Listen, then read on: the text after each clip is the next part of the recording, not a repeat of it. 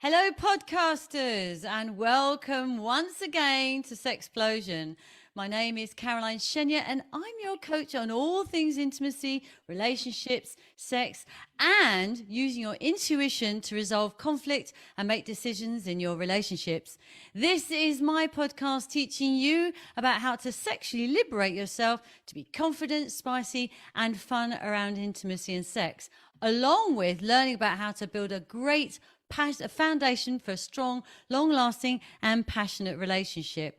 It is very much unfiltered, uncensored, and unexpected. I am really looking forward to today's topic. It's all about sex and honesty. We'll be discussing how sexual honesty is essential and the consequences of not being honest. I am delighted to have Gina Atsu back again. Back again. Oh, do you know what? I'm going to start again because I didn't actually. You did record it because you did it before because I said got it. Did you turn it off? I didn't record. What I did is I went live. Anyway, sorry, folks. Little technical hitch there. I'm going to start again, and this bit's going to be cut out. All right. Okay. Hello, podcasters, and welcome once again to Sexplosion. My name is Caroline Chenier, and I'm your coach on all things intimacy, relationships, sex, and using your intuition to resolve conflict and make decisions in your relationships. This is my podcast teaching you about how to sexually liberate yourself to be confident, spicy, and fun around intimacy and sex, along with learning about how to build a great foundation for strong, long lasting, and passionate relationships. It is very much unfiltered, uncensored, and unexpected. I'm really looking forward to today's topic because it's all about sex and honesty. We will be discussing sexual honesty, how essential sexual honesty is, and the consequences of not being honest. Now, I am absolutely delighted to have Gina Atsu back again. She was my guest way back last year when we talked about sex parties. If you haven't listened to it, you really must, as it is a very enlightening conversation. I have to say, I learned absolutely tons from it. You probably will learn tons from it. And actually, your view on sex parties will be completely changed like it did for me. So Gina is a woman's intuitive life coach, sex positive advocate, and a menopause mentor. She has gone through many challenging experiences, which has helped her become who she is today. Gina was a teen mother, having her first child at the age of 16. She has been homeless, lived in hostels, even spent the night on the streets once. She's come through multiple abusive relationships and toxic dynamics. Her experiences and training and development of alchemy have helped her to be more empathetic to people from all walks of life. And in part, I have been her driving force for the work she does too, which is brilliant to hear. The more recently, she has been focusing on sex parties and empowerment workshops to enable women to embrace the goddess within themselves, their inner light as well. Gina will soon be launching her Sacred Woman, Sacred Life program, and this will be a guide to healing the feminine body and spirit. So, without any more delay, a massive, sexy welcome back to Gina Sexplosion. Hi, thanks for having me on the show. I think this is amazing because sexual honesty is so key for me, especially for someone who hosts and facilitates things like sex parties. Sexual honesty is really key. I mean, I would start off with, for example, when I start a new relationship, one of the first things I do is share my STD results. I go what results, Gina? STD clinic. Yeah. Because I was so independent and single, and I threw parties, and I had quite a good sex life, I would always, the first thing I do is answer them when their recent ones were taken, and tell them when I did mine, and I do them frequently. I think people like to have sex and all that, but they don't want to do the other stuff. People want to pretend like that's not important, but it is. And I think that if you tell someone from the beginning that this is what I do, you set a standard going forward for your own relationship. So what I say is, like, when you first start a relationship, for example, sharing your STD results is really important, because that tells that partner that you keep yourself healthy, that you look after your sexual health, and that you are safe. Do you get what I mean? And if I then ask someone for theirs and they haven't had theirs, or they get offended or they get funny about it, I take that as a red flag. Because why should you be embarrassed about sharing something like that? If you're about to lie down with someone, surely you can be honest about that too.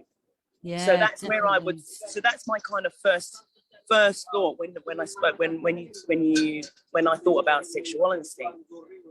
But going deeper than that, when you're connecting with someone, there is such an honesty in that, because you're so raw, and it's so exposing. I've worked with women and spoke to women before who get really embarrassed around the times that they're having sex. They're trying to hide their body and all this stuff. And it's like, why are you being ashamed, or why do you feel bad? They already like you. The fact that you're in that position means that they already fancy you. You haven't got to worry about how you look.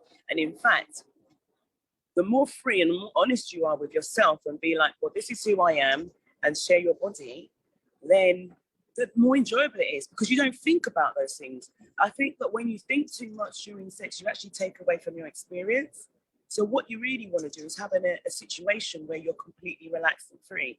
Whatever it needs, like if you're going to meet up with somebody, simple things like meeting up and having a shower, I don't know if you do your bikini line, all these things that make you feel whole and beautiful. Once you've done that, once you get into that situation, you're much more authentic in yourself.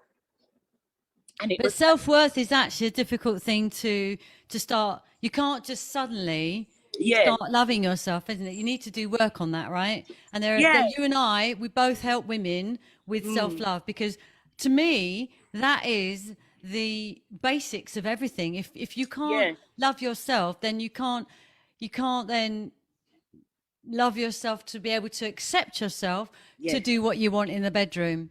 Exactly. Exactly. So that's great. That first point that you made, that's something I never even thought about. But of course, in the industry you're in, you're going to think about things like that. So that's brilliant. Absolutely. That's really good to tell everyone about the sex tests, to make sure you're honest about sex tests and having one. It depends if you're in a relationship or whether you're just single and you want to have a good time, right? But in a relationship, so what I want to touch on now is honesty within a relationship. And I'm talking sexual honesty. There are so many women that I know that do not tell their lovers, their husbands, their partners, boyfriends, whatever, that they're not doing it right. And they're not honest. They kind of, and I don't know why they find it so difficult. I mean, it touches a little bit on communication, but being honest about what you want is essential, right? Yeah. Honestly, I tell you something. One of the biggest, I would say, myths, or one of the worst things a woman can do, I personally feel, during sex, is lie that she's had an orgasm. I don't know how any women can do that. Like when you do that, like, first of all, you're cheating yourself out of an experience because they think they've done it, which I'm not going to lie about it, because I would like one, please, thank you, a genuine one. And the thing is, hold on, just hang on there for a second, because when you're having an orgasm, it's pumping, right? I mean, you can tell down there if there's no pumping going on. But this comes to my second point. The second point is, when you don't lie about it, they know that they haven't done it. How many men have been lied to over the years and do not even realize? They don't even know how to read when someone is, because women just go up. I feel like this is quite a big thing that happens, because there's loads of women. Because the women are like, oh, the problem stems from how you approach sex. It's like, is it you're just doing it as a chore for him to please him, or you think you just have to do it, or you can't be bothered, you just want to get it over and done with. All these things. If you're coming with that approach, then you may well lie because you want it done. I don't. I approach sex with, I love it, so I want to have a really good experience. Right. Do you know what I mean? So for me, Okay. No. So on that note, so you want to ask for it and they don't know how to do it, for example, what would you do then? If if it's something how, I mean, especially if you play on your own, you know exactly what you need to do. So if they are clearly not knowing what they're doing, how do you tell them? How would you do it? I tell you what, when I've had experiences where it's not reaching that, I just tell them to leave it, because actually I can enjoy it without. And actually, the more because I feel like it's a bit like the more you focus and push, the more tension comes to it, and the more weird and awkward it becomes.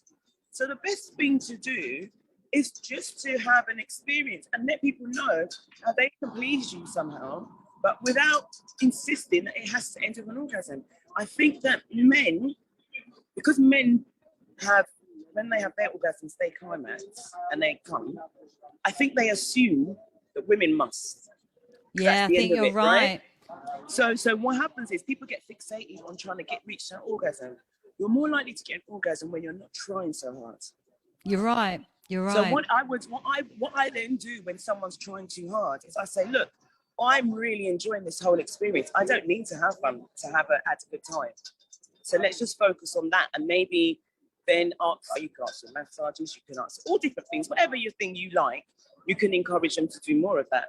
I actually think massages is a good way to kind of start it off, take away the focus from the kind of genitals. You know and it relaxes you, right? Yeah, it relaxes you, it relaxes them. And the massages can creep up into like naughty, you know? And that's just a really natural flow. I think people are just too focused on got to climax. And a lot of people as well have got this, you know, all women have to squirt because of porn. Like, that's not true. No, do you know what I mean? This is a new phenomenon. I don't even know where it came from. Like, it's porn. It's actually porn. It is porn. That's what's done it. And porn is fun in some ways for some people, not for others. But when you have learnt your lessons or have made it all about that, and because I've been doing these parties, I see this kind of warped version idea in their head, because everybody's trying to make up that they all have the best sex, and everybody knows that they can do this and they can do all these trips and tricks. And right, that's why when you were talking about sex and honesty, this is another point. We talk about what? So I didn't catch that last bit. You talk about sex. People always want to exaggerate how well they can perform. Oh yeah. The other, so they focus on all these stupid and things. And is that men and women? Is that men and women? Both, because I swear, like, I hear women going, oh yeah, I can squirt like this. It's like, when no one's trying to make you be a point like that. So, like, okay, good for you. Like, it's not necessary, actually. No. It's not necessary. Do you know what I mean? It can happen, it doesn't happen, but whatever. And this is where, when you were talking about sex and honesty during sex, I've had experiences with guys where it's been felt really connecting, and then they've done something like sung a line from a song that's playing, or done something, and I'm like, oh, are you actually here, or you're just performing? I'm like, oh my god, here am I getting all like really into it, and you're like, yeah, look at me, I'm great, and singing the song. Like, it's bizarre. That's not honest sex. That's also there's no connection either. It's not. And the weirdest thing is that I felt like it was connected until they did that, because I wasn't aware. Because when I have a sexual experience, I like to completely dissolve myself into it. I don't think about anything else. I just want to have that experience. So I don't think about anybody. I don't think about what's going on. And maybe there might be the rhythm of music in the background or whatever, but that's it. So if you do something strange in the middle of it, it will snap me out of it. It takes you out, doesn't it? It takes you out of that the tuning in. It takes you out of that connection. It just cuts it dead, doesn't it? Oh my God, I've been there before. And I tell you what, I used to actually cut the connection. Oh, obviously, I was very young, right at the beginning. And I remember like one of my favorite boyfriends a long, long time ago. I'm still friends with him right now. I remember laughing, right? And he goes, "What are you laughing for?" And it wasn't having sex. It was just he was touching my thighs or something. It was really, really ticklish. I'm still ticklish to this day on my thighs, but I'm obviously a bit more structured in the way I react to it. But he said, "What?" And of course, it took him straight out of it. And I learned from that, you see, way back then, not to do stuff like that. But yeah, you're right, absolutely. Yeah. And so there's a lot to be. Yeah, and it's a lot about maturity. And you're right, what you were saying about people not knowing about self-love. I think. Can you be a bit closer to the phone, my love? Sorry, self-love. Yeah, self-love isn't. It's not a grandiose thing. It's a very simple thing, but people don't realise it. So that's why I was talking about feeling feeling good in yourself. Like I do things with my clients. I call it like goddess. It's like a goddess worship, but it's of yourself. So coming out the bath, moisturizing your skin, playing music, feeling great. That's it. If you did that before you went into an encounter, you even just simply that. It's not even just that, is it? It's in your mind as well. So that's like external, but in your mind, you need also to tune in to what you want, isn't it? It's the whole package. Yes. People underestimate what setting an intention is all about. You don't know. You can go out, and I often, anything I do, I always be like, what's my intention for this evening? What's my intention for today? What's my intention for this? What's my intention? What's my intention? Do you know what I mean? Even like now, what's my intention? It's like to serve you strongly and have a good connection and have a lovely conversation. Do you get what I mean? And that's what, you know, and you put that in there and it just clicks in. Exactly. And you know what? Yeah. Exactly. And only yesterday when I was doing my coaching session with some ladies that wanted to date, right? They said, what should we do? Because I've taught them how to use their intuition now. So they said, oh, okay, we want our coaching session to be about dating. What do I do when I want to do, you know, when I want to access my intuition? What do I do? Do I go to the toilet and do I do it then and then? And I say, no, you do it before you even gone out. You have to set the intention and do the process I've told them to do before, so you know what your outcome is. So even then, though, I said, so what sort of outcome do you want? They came out with some different things. I said, yeah, but that's not the end result, is it? No. What is the end result? You know, so even those people, 99.9% of the world, they don't know exactly what they should be even saying to themselves to set the intention. It's so important. No wonder so many women and men don't get what they want in a sexual relationship or even in a relationship full stop, right? Yeah. I mean, setting an intention is literally, as you said, end result. It's literally taking you to the end of your evening or day or whatever and saying, if I look back on today, what would I like it to have looked like? And it's so simple. It's so simple, but people just be like, oh, I don't know what I want. I don't know. Just think about if you had the best day, how would that look? And that's the intention you set. Or if you had the best sex, how would that look? And you're so right about people not knowing what they want. I mean, the amount of clients I've spoken to in the last 2 weeks, mostly men, by the way, all people that have come off TikTok because they've seen my TikTok and they have never ever spoken about their issue ever, and they decided they'd come and talk to me about it. And I've said to them, "What would you love?" And they say, well, I don't know. I don't know what I'd love. I said, you've never actually thought about it, have you? They said, no. I said, that's because you're too busy pleasing everybody else and not yourself. And they go, yeah, that's right. But it's so common, Gina, isn't it? So common. Very, very common. And especially... And people don't even realise that they do it all the time. No, and especially if they've been brought up to always share, which is good to share. Don't get me wrong. I'm not saying you shouldn't share and you shouldn't help other people, but... I remember I was taught, I should always share and I should always give, that nothing for myself. I never was taught to do anything for me personally. And I think most people, I'd say a lot of the people in the world have all been taught that at school. At home first and then probably at school. I don't know. I can't remember that kind of thing at school. I always remember the teacher saying to me, you have to say, please, may I. I remember learning. So I always said, please, may I afterwards. And I was sounded like a very, very, very, very good girl. Maybe I should say it in sex, actually. Please, may I? Please, may I? You know? And and especially, So, and I, you know, even, you know, my husband, and I know he won't mind me saying, but he doesn't even ask me in sex what he wants. And when I ask him, and the amount of times I like everything. I said, yeah, but there must be some. No, I like it. Honestly, Count, I like everything.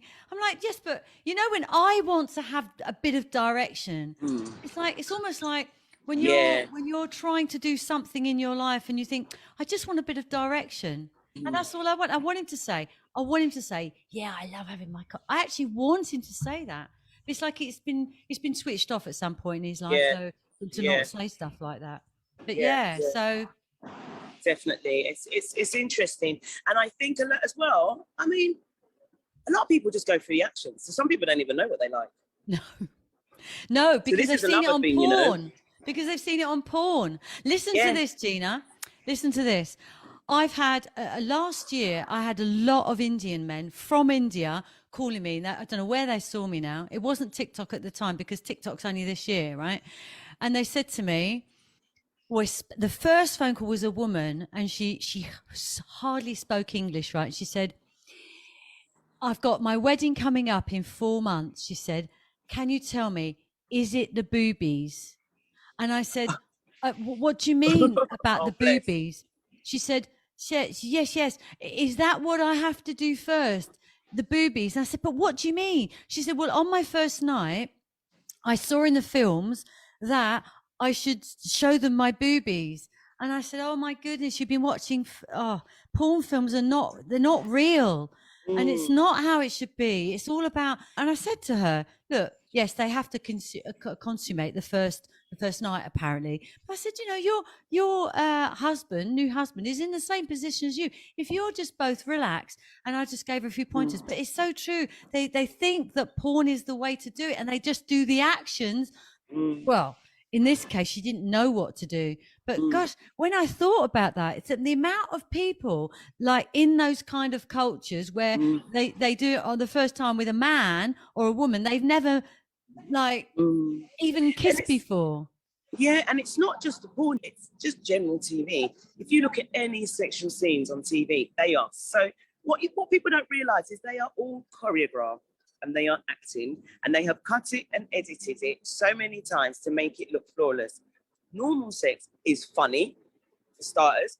Fanny farts, excuse me. Do you know what I mean?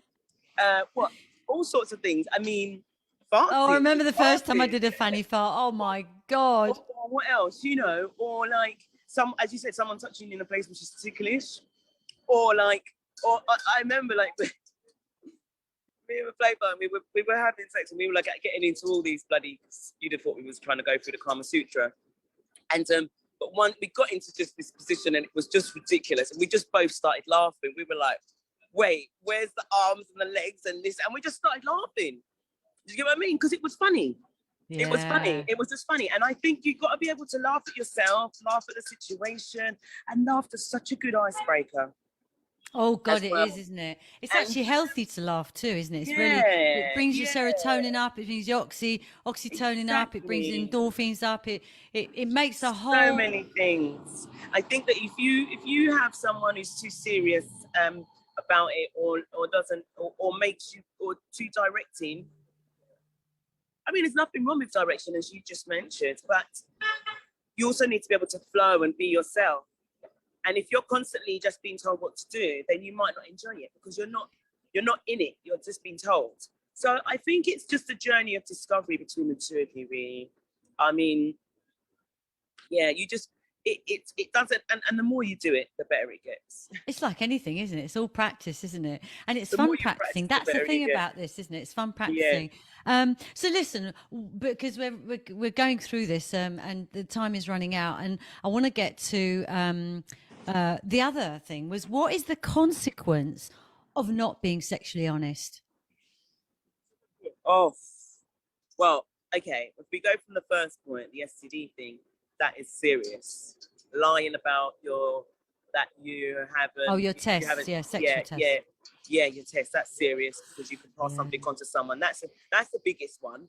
The second one is it's your enjoyment. Actually, I think it's your enjoyment. If you're not being honest with yourself, you lose an ability to connect. So as I said before, like when I said I had that partner that was actually really, really good at sex, yeah, really good at sex, made you feel wonderful, except for the times when I caught him singing a tune or doing something, and I'd be like, "Oh, you are just a bit too What is cocky the now. point in that? What you just What would you want to cocky." sing a tune for in the middle of Or sex? catching them looking in the mirror at themselves, going, you know. Well, Excuse you my know, it's Nigerian Independence Day. oh, Yeah. nice. So So listen, yeah. what I want to say about that, about not being honest sexually, is that I know a woman who will just do it like a chore, and she really doesn't like it at all because there's no Oh, connection whatsoever at yeah. all, and she is unhappy. She has honestly, she's been married for like, I don't know, well, I'd say 30 years. Okay, she's been married Yeah. 30 years, and for 30 years she's not been happy sexually. I mean, Oh gosh. that's cruel to yourself, right? She's got to be It's, honest, wouldn't you say? She's got to be honest. She just can't say it. but you know that we come from a tradition of women doing that. When I was at university, I studied sexology, so I've had a keen interest in this subject for a very long time, pretty much my whole life. And one of the things we studied was the Kinsey Project. It was a study done years ago, and it was one of the most in-depth studies ever done. And it covered so much. And there was stories of women who were in their 60s, 70s, and had never had an orgasm. No, Because we used to be, that was it. That's what used to happen. Women were your duty was to have sex and to, up until it wasn't that long ago, you couldn't even get raped in marriage. They didn't recognize it. no, Because that's right. they said it was your duty. So you got to understand that we are coming from generations where women have subdued their sexual needs and suppressed it to please men or to conform to the status quo. So that sort of stuff is actually in the background, and that's what we're working with sometimes when we're working with different women.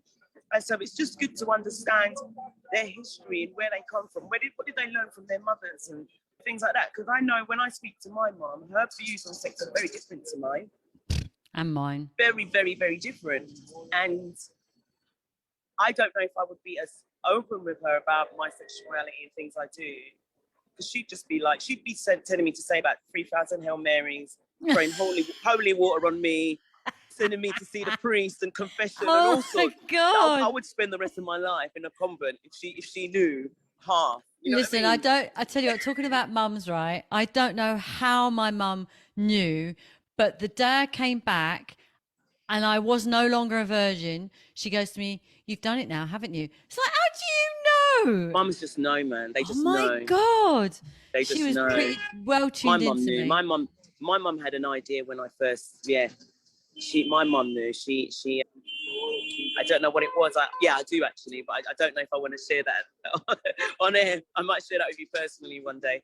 But yeah, my mum knew, and I think she had a sense. And then it was clear. Yeah. And then obviously not a little while later, when I felt pregnant. Oh gosh, that was the most embarrassing thing. I remember going to tell my mum and just thinking, because obviously you could tell how young I was.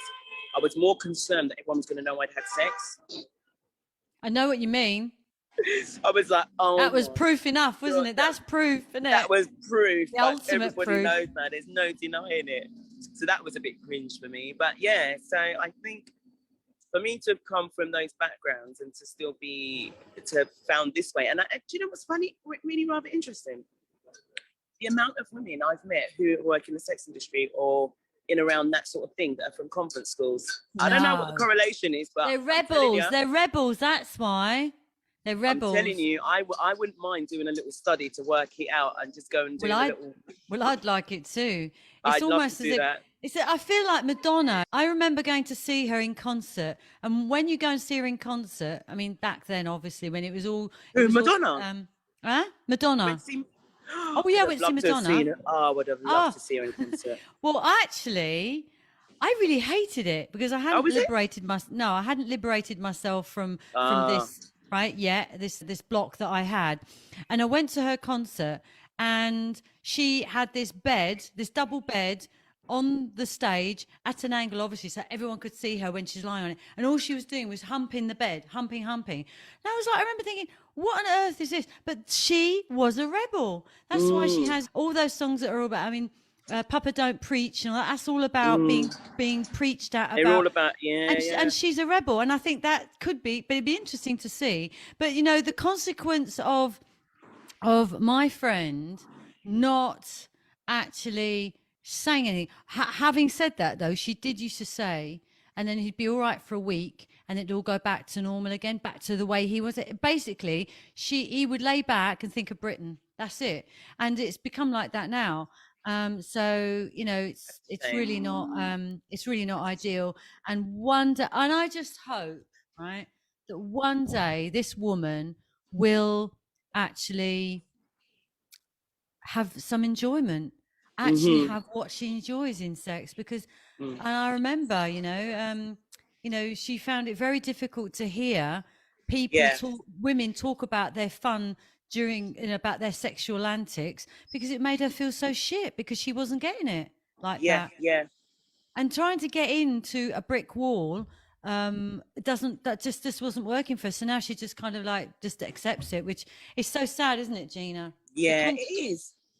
I feel like I do feel bad for people who are not experiencing the full joy of it, because sex actually, for me, raises my vibration. So I think it's really important to enjoy it and embrace it. It actually does a lot for women. It makes you, it raises you, makes you feel lighter, makes you feel beautiful, You know what, Gina? At the end of the day, when life was put on this planet, the only one,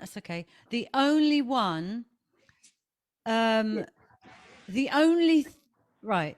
So when you're on this planet, the only way to get more people on the planet is to multiply. Therefore, that activity has been made so we enjoy it, right?